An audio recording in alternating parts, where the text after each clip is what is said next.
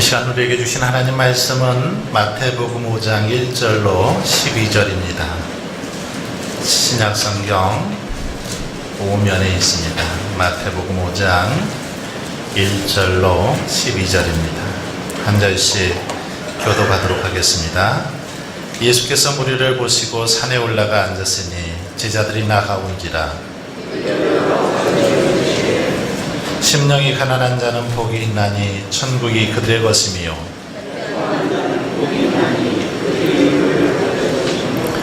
온유한 자는 복이 있나니 그들이 땅을 기업으로 받을 것이며,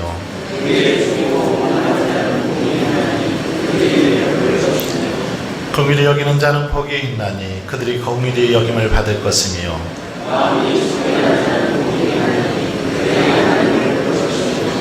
화평하게 하는 자는 복이 있나니 그들이 하나님의 아들이라 일컬음을 받을 것이며,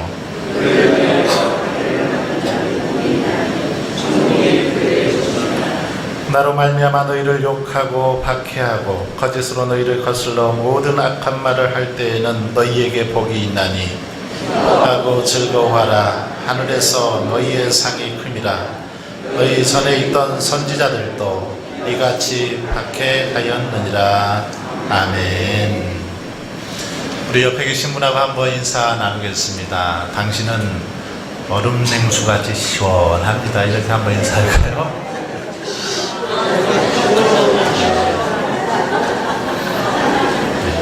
잠언 25장에 나오는 말씀이죠. 제가 묵도하면서 봉독했던 말씀인데, 충성된 사자가 추수하는 날에 얼음 냉수같이 그렇게 주인의 마음을 시원하게 한다라는 말씀인데요. 날씨는 무지 덥지만 여러분의 충성으로 인해서, 여러분의 헌신으로 인해서 하나님의 마음이, 또 우리 성도님들의 마음이 시원하게 될 수 있기를 주의 이름으로 축원합니다. 지난번에 우리가 팔복 중에 첫 번째 복인 심령이 가난한 자의 복에 대해서 살펴보았습니다. 심령이 가난한 자, 어떤 사람을 말합니까? 바로 하나님의 은혜, 하나님의 도우심을 바라면서 하나님의 도우심이 아니면 도무지 살아갈 수 없는 존재임을 깨닫고 날마다 온 마음과 정성을 다해서 주님을 의지하고 붙드는 마음, 이게 심령이 가난한 자들의 마음이다라고 말씀드렸습니다. 심령이 가난한 자들, 이들에게 주시는 또 복이 하나 있는데, 그것은 애통하는 자의 복입니다. 심령이 가난한 자와 애통하는 자, 어쩌면 깊이 연관되어져 있는 그런 말씀입니다. 오늘은 두 번째 복, 바로 애통하는 자의 복에 대해서 살펴보겠습니다. 오늘 본문에 보면 주님께서는 애통하는 자가 복이 있나니 그들이 하나님의 위로를 받을 것이며, 이렇게 말씀하고 있습니다. 여러분, 애통 무슨 말입니까? 이 애통이라는 단어 많이 들어보셨는데, 헬라어로 이 펜테오라고 하는 단어를 씁니다. 이 단어는 자기가 가장 사랑하는 사람이 죽었을 때 가장 큰 슬픔을 표현할 때 사용했던 단어가 바로 펜테오라는 이런 단어입니다. 사랑하는 사람이 죽었을 때 슬퍼하면서 우는 것, 이 슬픔을 표현하는 헬라어 단어 중에 가장 강한 뉘앙스를 가지고 있는 단어가 바로 펜테오라는 그런 원어라는 것입니다. 우리에게 가장 큰 애통 무엇일까요? 바로 자녀를 자기보다 먼저 떠나보내는 그런 슬픔, 이것이야말로 가장 큰 슬픔이요 가장 큰 고통일 것입니다. 가장 견디기 정말 어려운 그런 슬픔인 거죠. 자녀를 먼저 떠나보내는 그런 사건이죠. 창세기 37장에 보시면 형들의 시기로 노예로 팔려간 이 요셉을 아버지 야곱에게 형제들이 그렇게 말합니다. 짐승들이 동생을 잡아먹어버렸다, 이렇게 거짓 보고를 하죠. 이 보고를 받고 야곱이 그 아들 요셉을 생각하면서 어떻게 합니까? 창세기 37장을 보시면 그렇게 기록이 되어 있습니다. 34절에 보면 야곱이 이 소식을 듣고 나서 자기 옷을 찢고 굵은 배로 허리를 동이고 오래도록 그의 아들을 위하여 애통하니, 자기 옷을 다 찢어가면서 굵은 배로 허리를 묶고 오랫동안 애통했습니다. 바로 이 애통, 자신의 사랑하는 아들을 잃는 이 슬픔, 이것을 오늘 본문에서 사용하고 있는 애통이라는 단어와 같은 의미로 사용하고 있다는 것입니다. 우리말에 단장이라는 말이 있죠. 단장, 끈을 단, 창자, 이 장자를 쓰죠. 바로 창자가 끊어지는 그런 아픔을 말할 때 우리가 단장의 아픔이다, 단장의 슬픔이다, 이런 표현을 합니다. 옛날 중국의 진나라 환원이 촉을 이렇게 정벌하러 가다가 한 병사가 새끼 원숭이 한 마리를 이렇게 잡아옵니다. 새끼 원숭이를 잡아오니까 이 어미 원숭이가 슬피 울면서 계속 따라오는 겁니다. 무려 한 100여리 정도를 계속해서 따라온 겁니다. 마침내 이 새끼 원숭이를 배에다가 실어버리죠. 더 이상 따라올 수가 없습니다. 그러자 갑자기 이 어미 원숭이가 그 자리에서 죽고 맙니다. 하도 이상해서 이 어미 원숭이를 이렇게 데려다가 배를 갈라보았습니다. 그랬더니 이 어미 원숭이의 창자가 토막토막 다 끊어졌더라는 것입니다. 창자가 다 끊어져서 죽었습니다. 바로 새끼를 잃은 슬픔, 이게 단장의 슬픔이라고 말합니다. 그래서 큰 슬픔을 가리켜서 창자가 끊어지는 듯한 그런 슬픔, 고통을 우리가 단장의 슬픔이라고 하죠. 바로 오늘 본문에 예수님이 말씀하신 애통, 바로 이 애통이 단장의 슬픔과 같은 애통이라는 것입니다. 가슴이 찢어지듯 아파하며 우는 상태라는 것이죠. 영국의 청교도 목사인 토마스 왓슨은 천국에 이르는 길목에 결코 건너뛸 수 없는 신앙의 중요한 단계가 있는데, 그것은 애통의 단계이며 참으로 이 눈물 골짜기를 통과하지 않으면 결코 낙원에 이를 수 없다, 이렇게 말하기도 했습니다.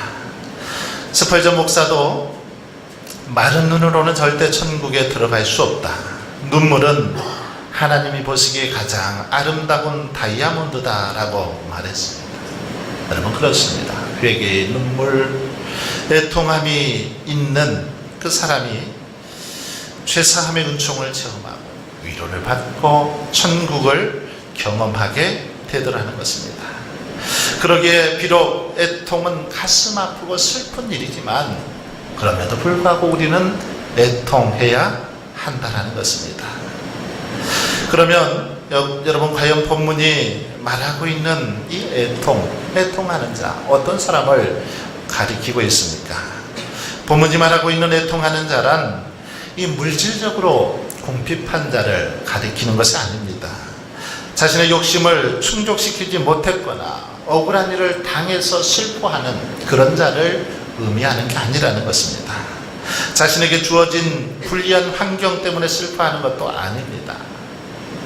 무엇입니까? 그것은 하나님의 통치에 순종함으로 천국을 향하여 날마다 달려가야 되는데, 천국을 경험하며 살아가고 싶은데 자신 속에 잠재되어 있는 타락한 본성 때문에 늘 범죄하고 살아가는 그 자신의 모습에 대해서 애통하는 그런 애통을 말하고 있다는 것입니다.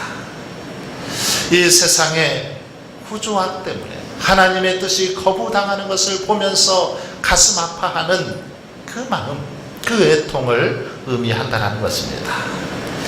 애통하는 자는 자신의 내부에 잠재되어 있는 죄성과 외부로부터 다가오는 세상의 죄악 때문에 비통해하는 그런 삶을 살아가는 자를 가리킨다는 것입니다. 다시 말하면 오늘 본문에서 말하는 애통하는 자는 자신의 죄인된 모습을 발견하고 그것을 견디는 견디지 못한 그런 애통이라는 것입니다. 이 죄 때문에, 자기 안에 있는 이 죄 때문에 하나님 앞에서 정말 말씀으로 새로워지지 못하는 그 죄성을 바라보면서 슬퍼하는 것, 바로 이것이 애통이라는 것입니다. 거룩하신 하나님 앞에서 자신의 연약함과 부족함에 대한 애통입니다. 남의 아픔이나 다른 사람 때문에 애통하는 것이 아니라 바로 자신의 죄로 인하여 가슴을 치며 뼈를 깎는 듯한 그런 고통이고 절규, 이게 바로 애통하는 자의 모습이라는 것입니다. 여러분, 그런데 이렇게 우리가 하나님 앞에 애통하며 나아갈 때 우리 하나님께서는 우리에게 복을 주십니다. 어떤 복을 주십니까? 바로 그들이 위로를 받으리라, 이렇게 약속하고 있습니다. 하나님 앞에서 애통하며 눈물로 하나님 앞에 부르짖어 간구할 때 우리 하나님께서는 그들을 찾아오셔서 위로해 주신다라는 것입니다. 그들의 눈물을 닦아주시고 그들의 슬픔을 위로해 주시더라는 것입니다. 여기서 위로라는 이 헬라어 단어를 보면 파라클레오라는 단어를 쓰는데, 이것은 가까이서 부르다, 이런 의미가 있습니다. 하나님께서 우리와 가까이 하신다, 즉 우리를 찾아오셔서, 우리 가까이 오셔서 우리를 위로하고 격려해 주신다라는 그런 말씀이라는 겁니다. 애통하는 자들을 외면하지 않으시고 찾아오셔서 그 아픔을 위로해 주시고 격려해 주시는 우리 하나님, 위로의 하나님이라는 사실입니다. 그렇습니다. 우리가 참으로 애통하면 성령께서 찾아오셔서 우리를 위로하여 주실 줄 믿습니다. 믿음의 여인 한나는 아이가 없어서 마음이 괴로워서 심히 통곡하고 애통할 때 하나님께서는 그를 찾아오셨습니다. 한나를 기억하사 생각하시고 그에게 태의 문을 열어주셨던 것을 볼 수 있습니다. 사무엘상 1장 19절은 이 사실을 이렇게 기록하고 있습니다. 엘가나가 그의 아내 한나와 동침하매 여호와께서 그를 생각하신지라. 아멘. 하나님께서 그를 기억하사 생각하신지라.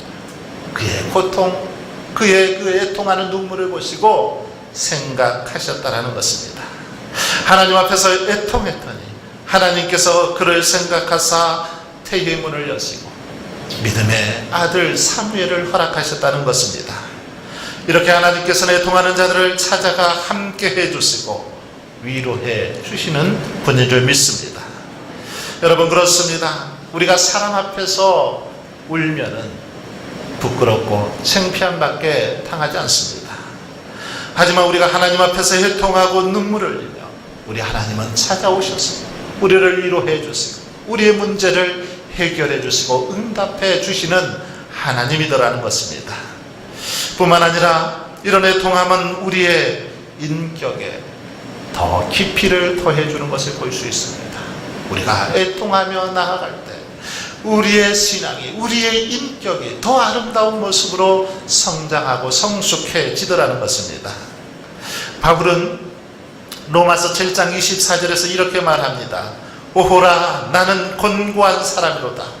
이 사망의 몸에서 누가 나를 건져내랴. 하나님의 뜻대로 살기를 원했지만 그렇게 살지 못하는 자신의 모습을 안타까워하면서 오호라, 나는 곤고한 사람이로다.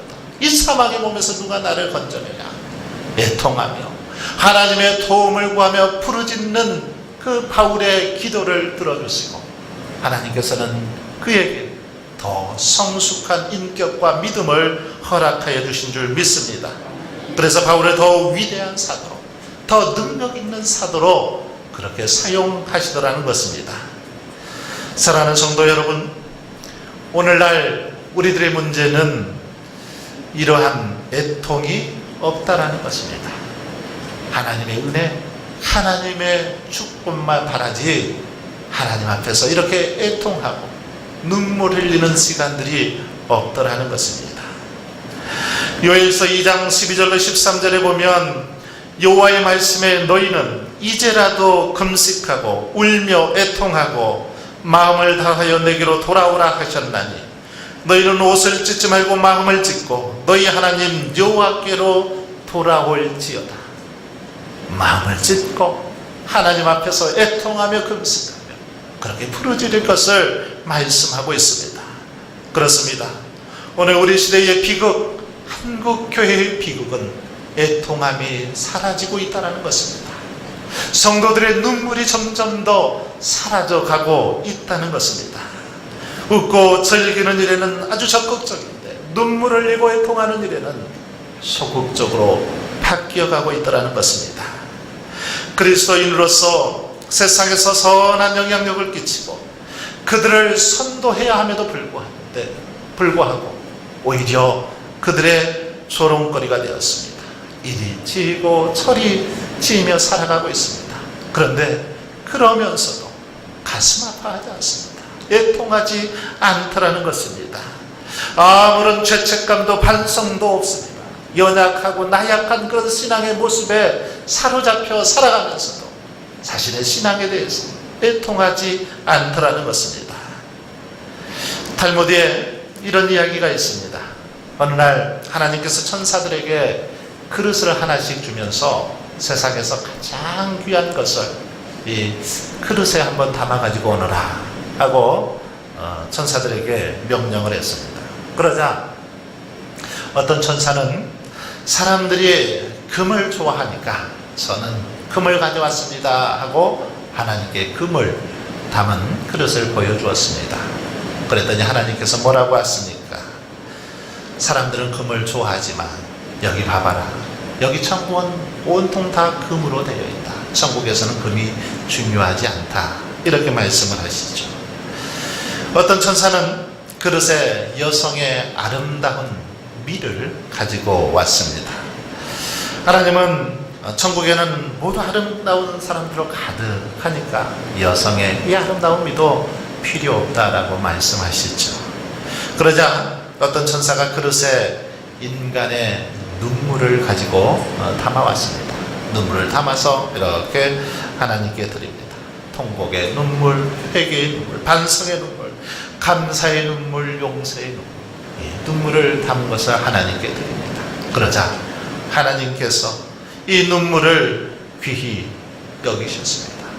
이 눈물을 보시고 바로 이것이다. 이것이야말로 천국에서 가장 귀한 것이다 라고 말씀하셨다라는 것입니다. 그렇습니다. 하나님이 가장 기뻐하시는 것 바로 성도들의 눈물입니다. 자신의 그 죄악에 대해서 철저히 회개하고 반성하고 하나님 앞에서 새로워지려고 몸부림치는 성도들의 그 애통함의 눈물을 기뻐 받으신다는 것입니다. 사랑하는 성도 여러분, 그러므로 저와 여러분도 하나님 앞에서 눈물을 회복할 수 있기를 바랍니다. 믿음으로 살지 못하는 우리들의 모습에 애통할 수 있기를 바랍니다. 창자가 끊어지는 듯한 심한 통곡으로 하나님의 지혜를 구하고 하나님의 도움을 구하며 살아갈 수 있기를 바랍니다. 성경을 보면 우리 예수님은 2번 우셨습니다. 우시는 장면이 2번 나와 있습니다.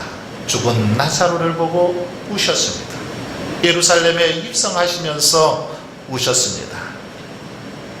예수님은 어쩌면 눈물을 흘리실 이유가 하나도 없는 분이죠. 예수님이 죄를 지셨습니까? 아니면 연약하신 분입니까? 예수님은 눈물을 흘리실 필요가 없는 분입니다. 그럼에도 불구하고 눈물을 흘리셨습니다. 예수님이 왜 우셨습니까?